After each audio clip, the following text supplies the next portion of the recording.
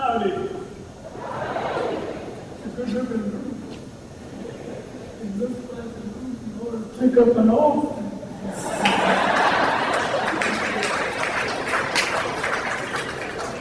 All right.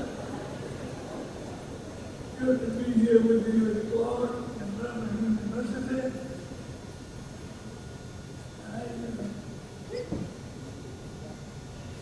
Told me sitting in the word 2 or 3 times, and I ought not to talk over 15 minutes, which is interesting because it takes me 7 minutes to get up here, and then another 8 minutes to remember why.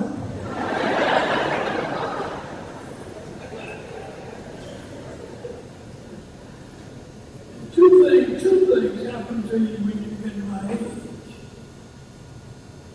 One is you forget things. And two.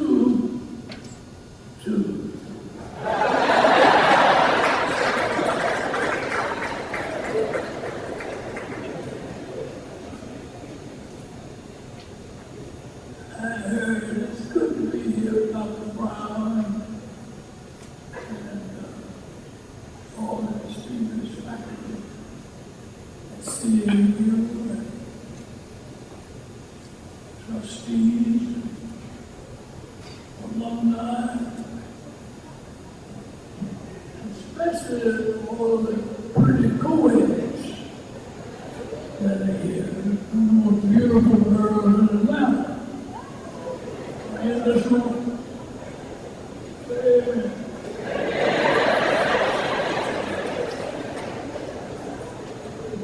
I can say that one thing about getting old, you can say anything you want. People forgive you. That's when you know you get sooner. It's all right, I can say that. It's good to be here. We're in a critical period in our nation's history. And you are so important in the unfolding of our future for this country. You're so important. I'm talking to the students now. I'll talk to you old folks occasionally. Mostly I'm talking to the students because you all ain't going to pay much attention to nobody. You got your own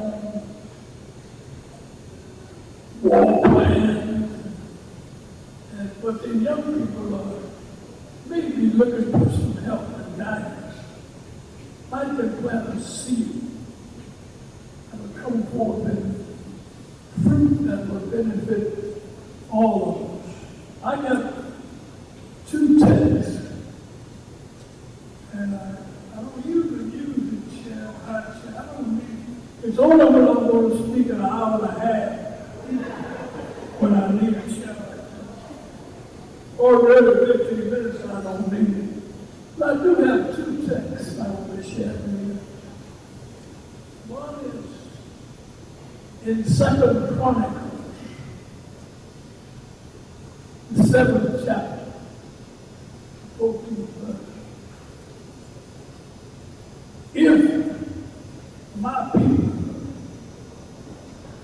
who will call by my name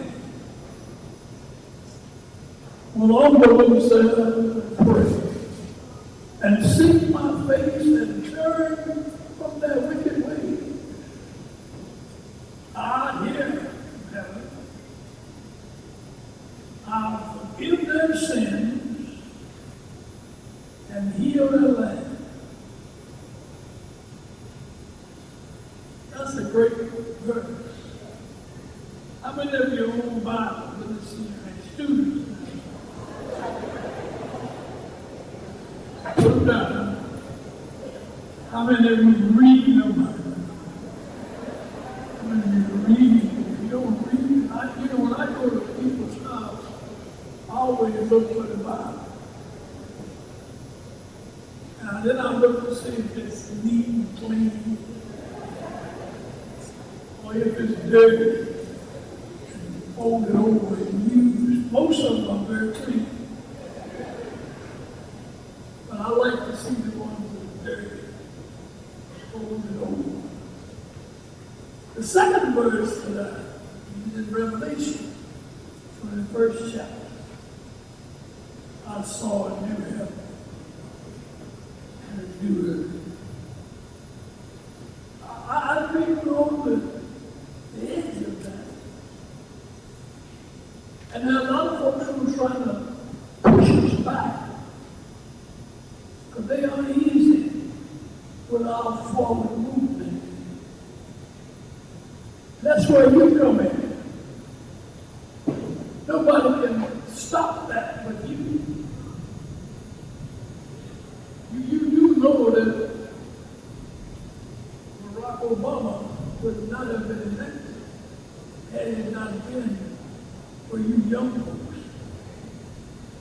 Young folks between the age of 18 and 29 made the difference. And you got to do it again, but I'll get back to that in a minute. But we're at a point in this nation, and I call it a new beginning, the joy of a new beginning. I started saying that as soon as the election. The joy of a new beginning. The nation must take a long, hard look at itself to determine who we are as a nation. A few years ago, three senators introduced legislation to put a stop to the torture that our military people were doing to prisoners. You remember Ryan Grab and places like that, they were doing terrible things to prisoners of war. And these three senators introduced legislation to put a stop to it. And one of them senator, who was from Alabama,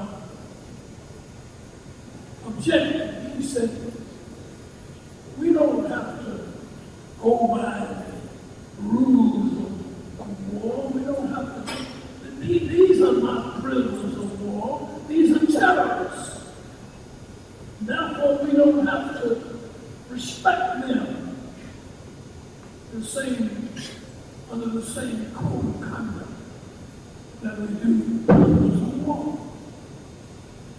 And one of those three senators responded to that challenge and said, this legislation is not about who they are. It's about who we are. And we come to this nation today to raise the question as to whether America is cognizant of who we are. Not us, them, but America, nation. We have to continue challenge our nation to understand who they are. We know who we are. Most black folk know who we are. Sometimes we may not act like it, but we know who we be. Even when you don't act like it, you know you're wrong. When I was a boy, I knew who I be, and I knew when I was wrong. Even when I got a whooping, my mama did not believe in nonviolence. As a matter of fact, if she had lived under the present laws, she would have been in jail. Boy, she could lay one on you. But we know who we are, even when we don't act like it. We must come come now to a place in this new beginning, the joy of this new beginning, to act like we know who we are. We are there.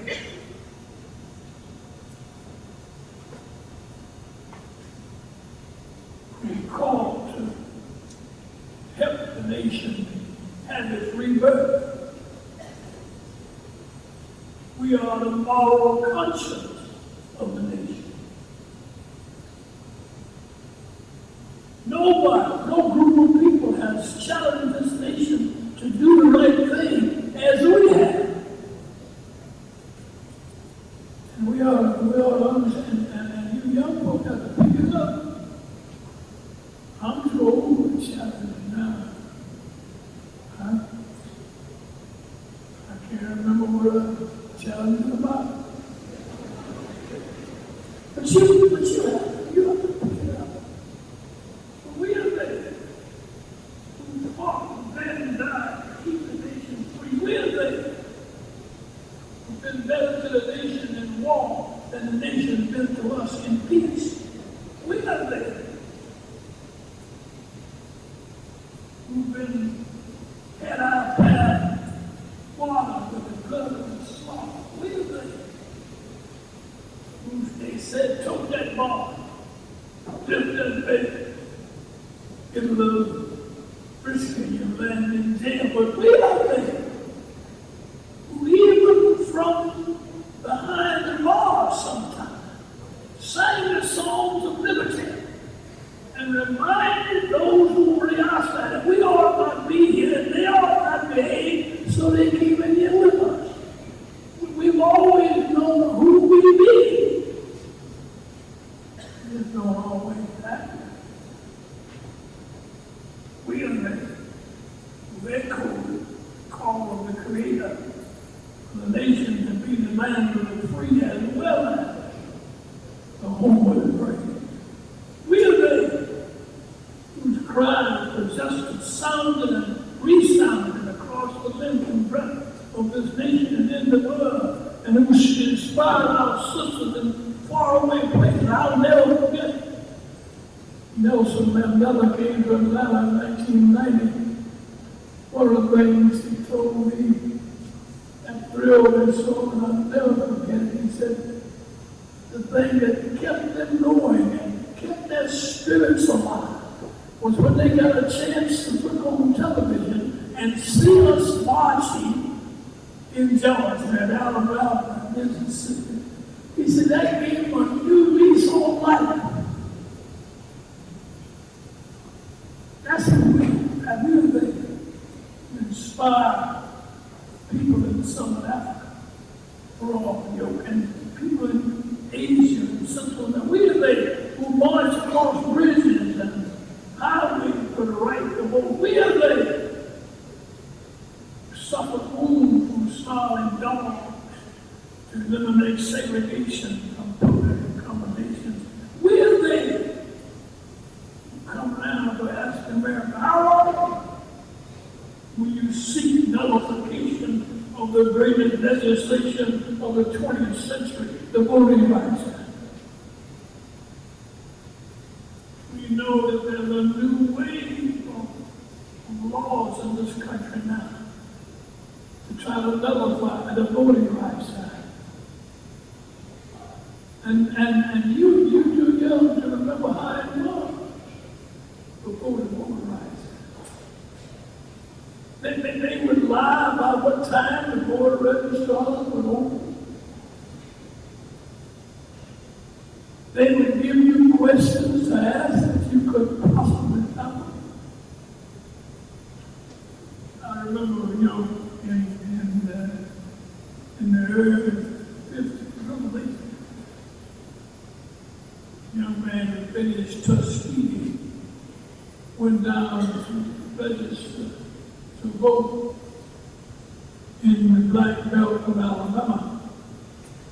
And when he finally caught the Board of Registrars, the man said, before I give you this application, I want you to recite the preamble to the Constitution. And the boy said, huh? I want you to recite, what you like, how many of you can recite the preamble to the Constitution? Let me see your hand. Come on out here and recite it. I have my doubt, but bless your heart if you can. I hope they didn't call on me. The boy didn't know the preamble. Well, how does it begin? The people are always smart. I should have known you know you're smart. This is CAU. I should have gone to Morehouse.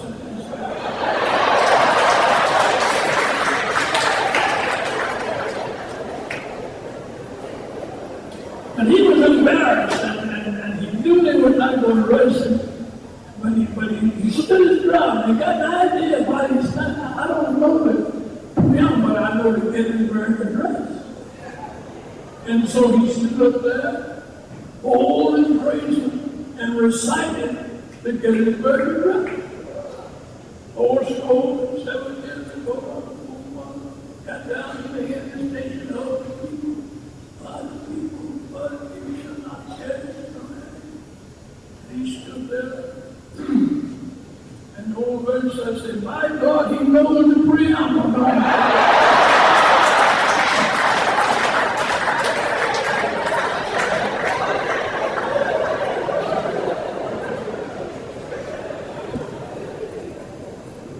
That's a light refrain of what happened. Someone's died. Some of our forebears died just trying to register the vote. And that's what gives us trouble. You wonder why we fret when you don't show up to vote. That's why. Well, that goes to people who die. Simply trying to register and vote. And if you don't do it, it ain't going to be done. This is the joy of a new beginning, that we can do it, that all we have to do today. Now I understand.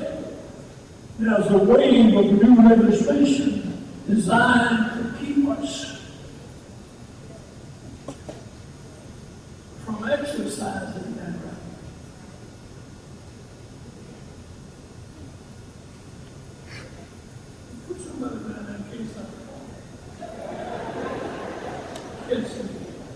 But President, you do it. President has to pay the price. But they passed it. 33 states now have passed laws to make us come forth with new IDs and this and that and that, just to keep us from exercising the right to vote. They say to prevent fraud. There's been a single case of fraud among black folks in Georgia as far as I can remember. I don't know what they talk about. What they mean? Black folks trying to vote twice? I want to see it. I'd like to see it. They go, we want to vote twice. You can't get them to vote once.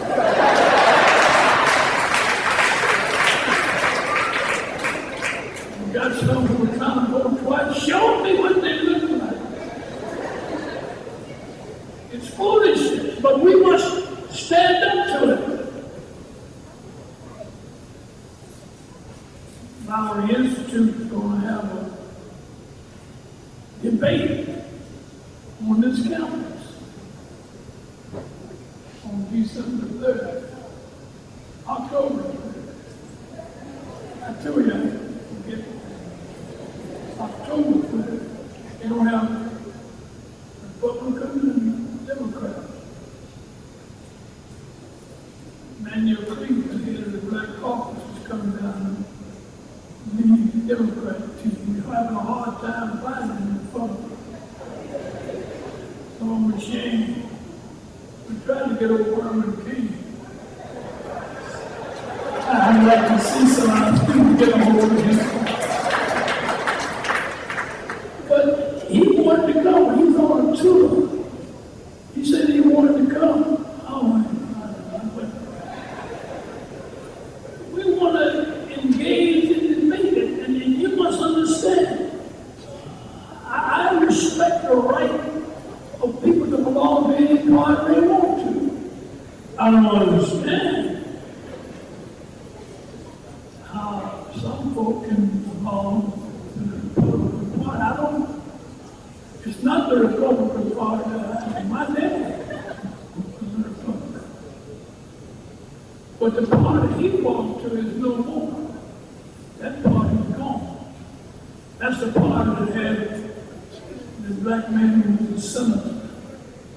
And all the good. That party is gone. The party name, the Republican Party, is not the party of Lincoln, it's the party of Watt and Thurman and Romney, all those. But it's in your hand. You must meet that challenge and resist this nullification of the greatest legislation of the 20th century, the voting rights. I want to say to you that I hope I read here another convocation, but I don't know. If I live 3 more weeks, October 6th. I mean, 91. I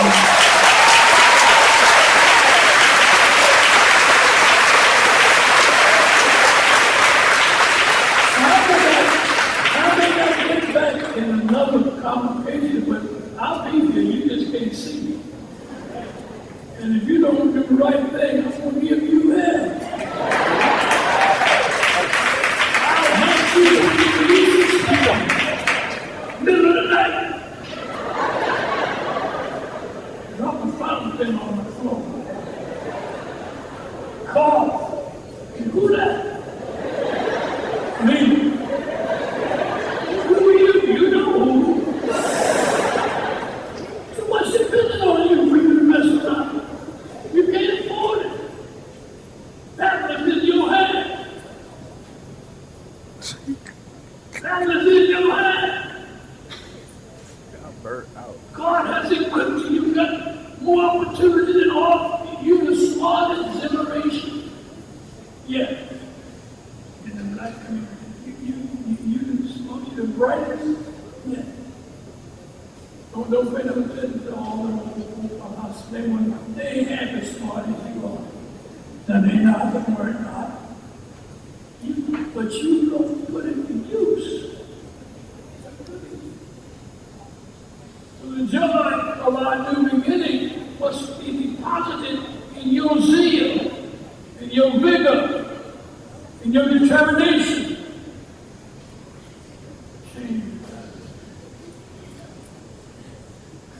This election is critical. I was on a conference call last night with the president. We had several religious leaders across the country. And he was saying that we have a choice. It's so critical. The path down which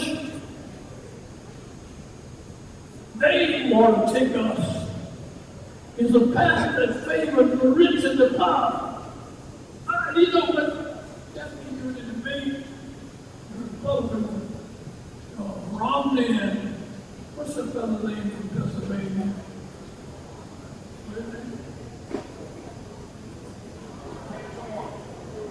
Santorum.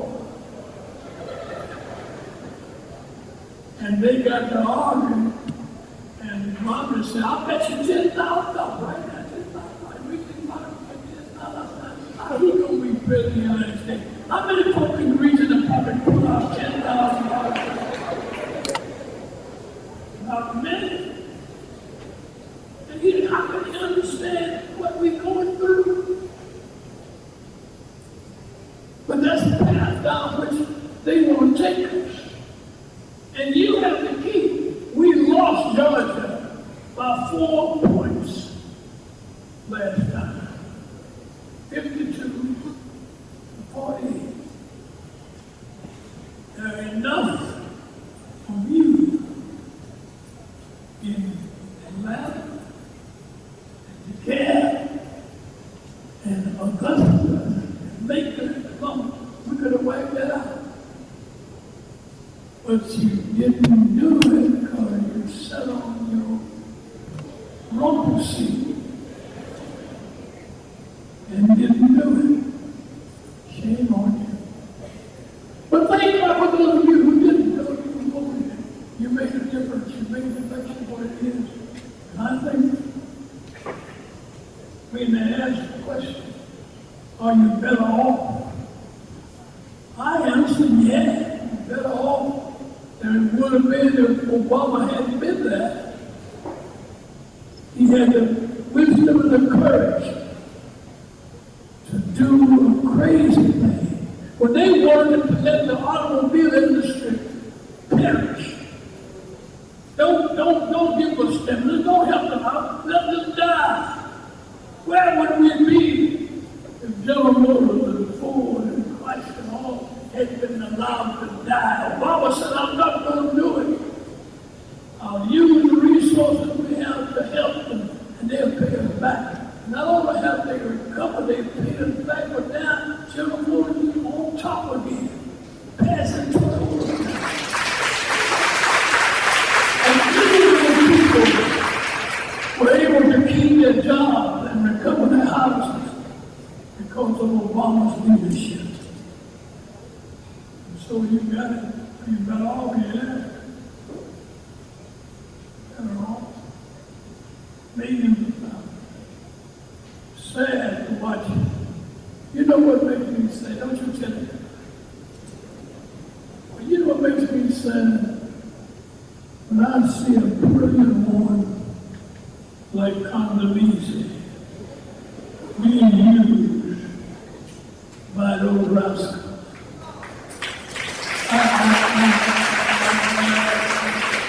And I won't tell them that she's not a bad girl. I had talked when I was at Mrs. Parks Memorial Service in Montgomery. And it was very, very Condoleezza was there. She was in the audience, she spoke before I did. And I spoke. And she was sitting in the audience and she had to sit there and listen to whatever I had to say. She couldn't leave, and I looked and I said, Sister Condoleezza, Madam Secretary of State, you have influence with your president, Brother George. Get him to help us renew the voting rights act. And she said, all right, I'll do it. And then I saw her again at Coretta's funeral in the audience, and she looked at me with a question on, do you know what I did? I said, yes, I know. She helped George support the renewal of the voting rights act. So she's not totally bad.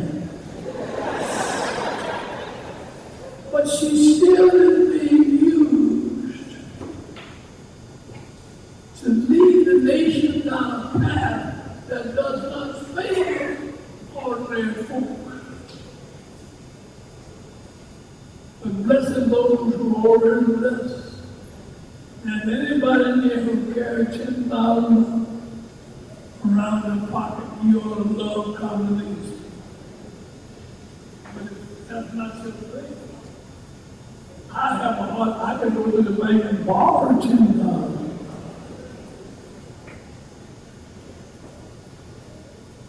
Let me say one or two things out of it. I'm 15 minutes ago. We must be careful every election. They come up with something to distract us and get us off. You know what it is? Singing. Now, I'm already married. Stand up, baby. Oh,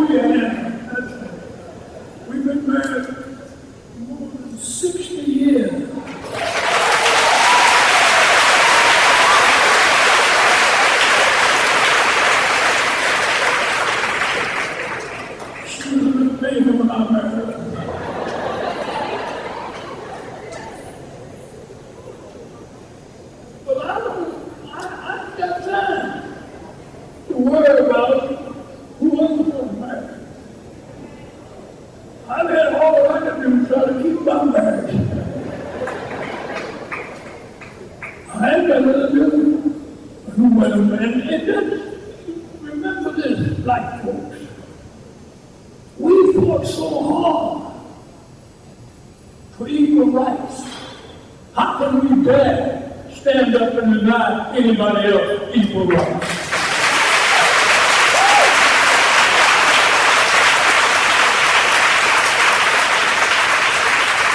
And something in the world, if you like it or not, folk don't like the rights we got. Hello? If Georgia white folks had to vote tomorrow on our rights, you might be back in the chain.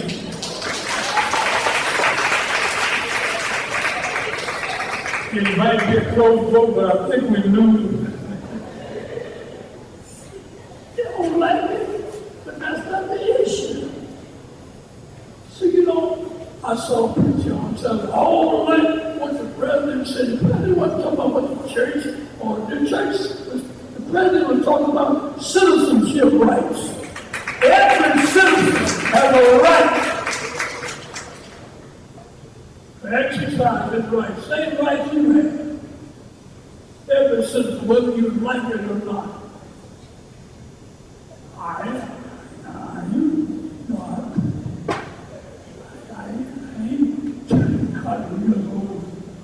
Possibility of marriage, same sex, I respect their right. I had a right to marry my wife. I don't let nobody tell me who I could marry. And I'm not going to do anybody. I don't like you. That don't make no difference what you like. Folks don't like the fact that you go to school where you want. Folks don't like the fact that you ride on the bus where you want. Folks don't like you to buy a house anywhere you want. Get a job. Folks don't like that. But it doesn't matter. Like you are entitled to equal rights. That's what this country is all about. And I'm worried about black people who so busy worried about other folks married that they got to meddle and worry about them. You better worry about your own marriage. Better worry about getting you one thing pretty good. And hope she do right. And hope you do right by her. How you plant that in the fall on God.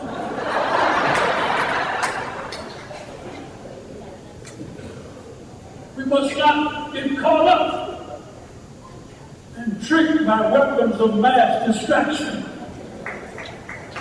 Don't let them distract you. Keep your eye on God. What being before us now is remaking Barack Obama. I don't care who married who. I want to vote for it, and I'm not going to realize. Stop me, respect me, and give me on the track.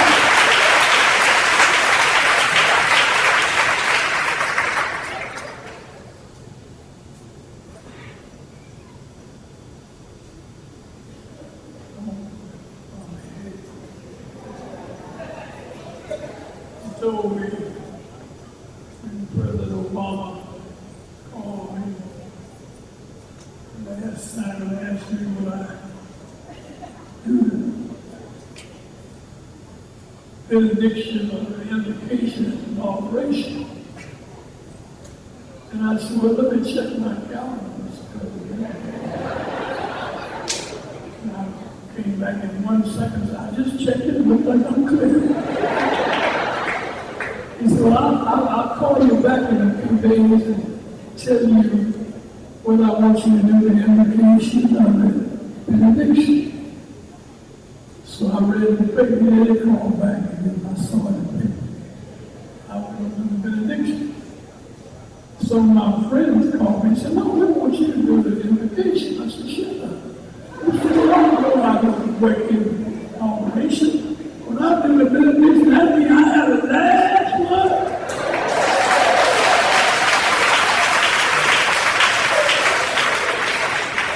Nothing came after me but the start thing about it. Let me tell you what I mean by a new beginning. Do you know I said that I enjoy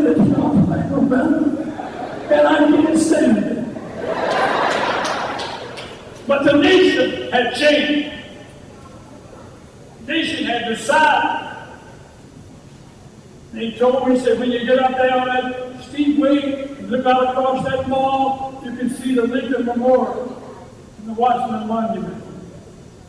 I look forward to it. But when I got over there, these old eyes, I strained. I saw part of the Washington Monument. I couldn't make out the Lincoln Memorial. But my God moves in a mysterious way. His wonders to perform. Plants his footsteps on the sea, rise upon the stone. I didn't have to see. God fixed it so I could hear. I stood there on that Capitol steep way and I heard the voice of a 34-year-old preacher standing on the Lincoln Memorial.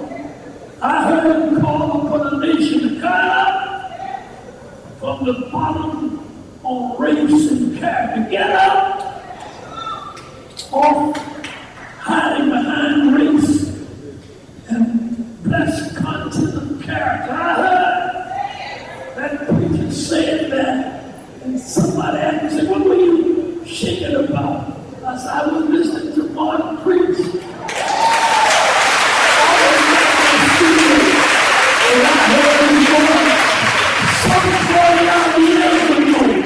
Crying out not by race, not by color, but by the content of character. That's what we were telling this nation about. I heard and I shouted. You didn't see, but I shouted. And I'm shouting right now. Because I think we got a new beginning. I'm caught up in joy of a new beginning. Do you realize? You know, sometimes I think we don't realize. You know who the top dude is in this country? It's a black dude.